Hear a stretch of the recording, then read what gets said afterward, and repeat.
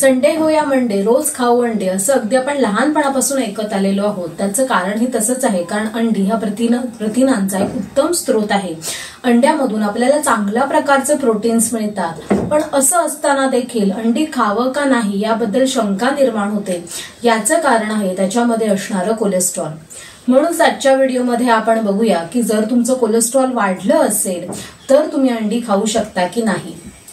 नमस्कार, मी डॉक्टर स्वप्ना तुमचं सगळ्यांचं स्वागत करते आपल्या YouTube channel healthy living with doctor स्वप्नामध्ये।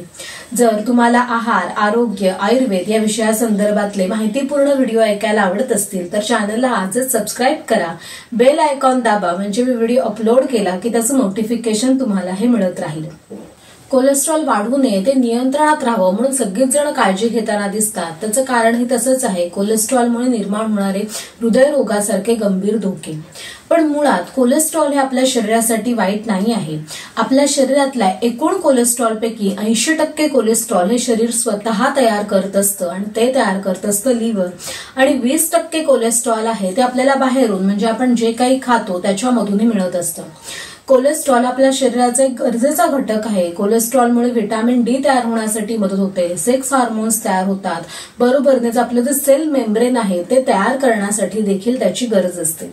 म्हणजेच काय तर कोलेस्ट्रॉल आपल्या शरीरासाठी गरजेचं आहे। आपण जे काही खातो त्याच्यामध्ये जर कोलेस्ट्रॉलचे प्रमाण जास्त असेल, म्हणजे आपल्या आहारीय पदार्थांमध्ये कोलेस्ट्रॉलचे प्रमाण जास्त असेल तर अशा वेळेला लिव्हर हे कोलेस्ट्रॉलची निर्मितीही कमी करतं आणि अशाद्वारे शरीरामध्ये कोलेस्ट्रॉलचं संतुलन हे राखलं जातं। पण जेव्हा हे संतुलन बिघडतं त्यावेळेला मात्र आपल्या शरीरामध्ये कोलेस्ट्रॉलची पातळी ही वाढायला लागते। मग अशा वेळेला डॉक्टरांकडून सल्ला दिला जातो की आहारीय पदार्थांमधून कोलेस्ट्रॉलचं प्रमाण कमी करा, म्हणजे ज्याच्यामध्ये कोलेस्ट्रॉल हे जास्त आहे असे पदार्थ तुम्ही कमी प्रमाणामध्ये खा किंवा खाणं हे बंद करा। आणि म्हणूनच बऱ्याच वेळेला कोलेस्ट्रॉल असणारं अंड हे बंद केलं जातं। पण मुळात अंड खाल्लेलं चालेल की नाही यासाठी समजून घेऊया की अंड्यामधून आपल्याला नक्की काय काय मिळतं। तुम्ही समजा जर एक मध्यम आकाराचं अंड जर खाल्लं तर त्याच्यामधून साधारणतः 70 ते 72 कॅलरीज आपल्याला मिळतात। अंड्यामध्ये 6 ग्रॅम इतक्या प्रमाणामध्ये प्रोटीन आपल्याला मिळतं आणि हे प्रोटीन हे चांगल्या प्रतीचं मानलं जातं, म्हणजेच कम्प्लीट प्रोटीन मानलं जातं। प्रोटीन हे अमायनो ऍसिड्स पासून तयार होत असतं आणि आपल्या शरीराला गरजेचे असणारे 9 इसेन्शियल अमायनो ऍसिड्स आहेत, ते 9च्या 9 इसेन्शियल अमायनो ऍसिड्स हे अंड्यामध्ये असतात। म्हणून अंड्याचं प्रोटीन किंवा प्रथिने चांगल्या प्रतीचं किंवा कम्प्लीट प्रोटीन हे मानलं जातं। अंड हा प्रथिनांचा एक उत्तम स्रोत आहे आणि अंड्याच्या पिवळ्या भागामध्ये कोलेस्ट्रॉल असतं हे सगळ्यांनाच माहिती आहे। पण ही माहिती थोडीशी कुठेतरी कमी आहे, अपूर्ण आहे, कारण अंड्याचं प्रथिन आहे किंवा अंड्यामध्ये असणारं जे प्रोटीन आहे ते फक्त अंड्याच्या पांढऱ्या भागामध्ये नसून हे 6 ग्रॅम प्रोटीन आहे ते अंड्याचा पांढरा आणि पिवळा भाग या दोघांमध्ये मिळून असतं। अंड्याच्या पांढऱ्या भागामधून काय काय मिळतं असं जर आपण बघितलं तर अंड्याच्या पांढऱ्या भागामधून आपल्याला 3.6 ग्रॅम एवढ्या मात्रेमध्ये प्रोटीन मिळतं आणि काही प्रमाणामध्ये कॅल्शियम मिळतं। अंड्याच्या पिवळ्या भागामधून आपल्याला 2.7 ग्रॅम एवढ्या मात्रेमध्ये प्रोटीन मिळतं। ह्याच्यामध्ये 186 मिलीग्राम एवढ्या मात्रेमध्ये साधारण कोलेस्ट्रॉल असतं, बरोबरनेच 21.9 मिलीग्राम एवढ्या मात्रेमध्ये कॅल्शियम असतं आणि बरोबरनेच व्हिटॅमिन ए, डी, ई, के हे विटॅमिन्स देखील मिळतात। व्हिटॅमिन डी शरीरामध्ये तयार होण्यासाठी खरं तर सूर्यप्रकाशाची गरज असते आणि त्यामुळेच आपले आहारीय स्रोत हे व्हिटॅमिन डीचे खूप कमी आहेत आणि त्यापैकी एक आहे ते म्हणजे अंड्याचा पिवळा भाग। म्हणजेच काय तर अंड्याचं जे मुबलक प्रमाणामध्ये प्रोटीन आहे ते फक्त अंड्याच्या पांढऱ्या भागामध्ये नसून पिवळा आणि पांढरा या दोन्ही भागांमध्ये मिळून आहे आणि अंड्यामध्ये असणारे जे विटॅमिन्स आहेत, व्हिटॅमिन ए, डी, ई, के हे जास्त करून अंड्याच्या पिवळ्या भागामधून आपल्याला मिळतात। मग प्रश्न तोच राहतो, जर अंड आपल्यासाठी एवढं चांगलं आहे पण त्याच्यामध्ये 186 मिलीग्राम कोलेस्ट्रॉल आहे हे देखील विसरून चालणार नाही, मग अंड खावं का नाही? तर पूर्वी जेव्हा कोलेस्ट्रॉल वाढलेलं आहे असं लक्षात यायचं तेव्हा अंड खाऊ नका, विशेष करून अंड्याचा पिवळा भाग खाऊ नका असं सांगितलं जायचं। पण गेल्या 10 वर्षांमध्ये ते रिसर्च केले गेले, त्यानुसार मिळालेली माहिती मात्र थोडीशी वेगळी आहे।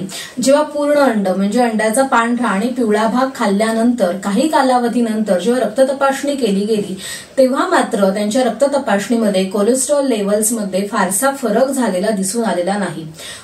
बरोबरीनेच 2019 मध्ये सर्क्युलेशन या मॅगझिनमध्ये पब्लिश झालेल्या स्टडीनुसार जेव्हा एका गटाला मीठ आणि चिकन म्हणजेच मटण आणि चिकन हे खाणं बंद करून त्याऐवजी त्यांना फिश आणि अंड हे खाण्यास सांगितलं गेलं आणि त्यानंतर त्यांची स्टडी गेली, त्यानुसार त्यांना IHD म्हणजेच हृदयरोगाचा जो धोका आहे म्हणजे इस्चेमिक हार्ट डिसीज याचा जो धोका आहे तो 20% कमी झालेला दिसून आला।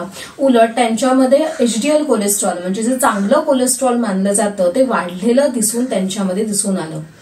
म्हणजेच काय तुम्हाला लक्षात आलं असेल की तुम्ही अंड हे खाऊ शकता, मग किती अंडी खाऊ शकता, तर ज्यांना कुठलाही हार्ट डिसीजचा त्रास नाहीये किंवा कोलेस्ट्रॉलचा त्रास नाहीये अशा व्यक्तींनी दिवसभरामध्ये साधारण 300 मिलीग्रामपेक्षा कमी कोलेस्ट्रॉल हे त्यांच्या आहारामध्ये असलं पाहिजे।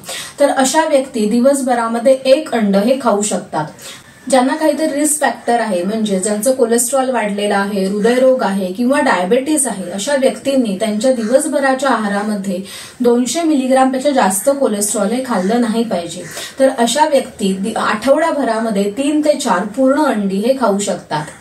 मुळात अंड हे वाईट नसून तुम्ही अंड कशा पद्धतीने खाताय किंवा अंड कशा पद्धतीने बनवताय ते देखील महत्वाचं आहे।